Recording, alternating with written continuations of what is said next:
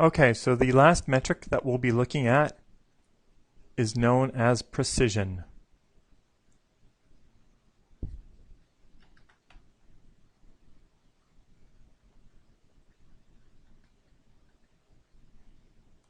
And so precision looks at this across the first row. And so what precision is, it takes our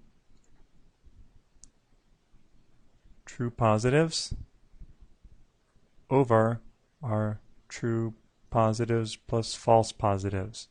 So if you think about that, let's deviate from our HIV test and our real estate example for a minute, and let's talk about Google. So search results. That's a field called information retrieval, which is very similar to what we're doing here in the data mining and all that. And so one of the things is, as a search engine, if somebody's looking for some information and there's millions and millions of different relevant documents, what they're known as web pages, and we say, okay, we're going to bring back 10 documents. Well, as a user, what you really want is, because there's millions and millions of documents that probably have your answer. So say you're trying to find Abraham Lincoln's birthday, and so you type that into your search engine. It does some data mining and machine learning, and we classify those as true positives, false negatives, true negatives, and so forth.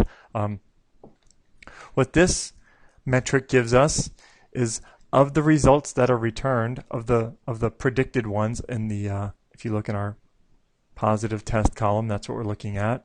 Of those, how many actually gave us good information? How many gave us the answer?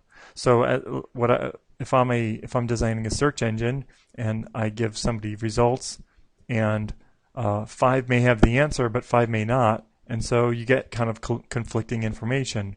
So that's what this metric does. Is it essentially says, of the results returned in the positive case, of the positive test, of the predicted positives, how many of those are good? How many are not false positives?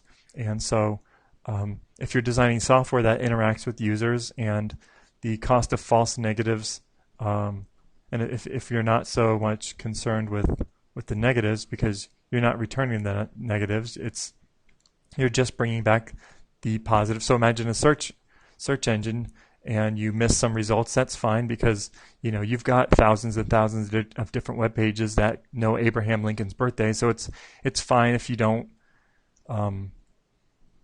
It's fine if you miss some, because there are going to be some here that are going to come back. But you don't want to give people too many false positives. You want them to get the true positives. You want them to have good information. So that's what that essentially is. There's lots of other different cases where you'd use it. But it's just another metric for us to perform how well our machine learning algorithms and our data mining techniques, how well they're working.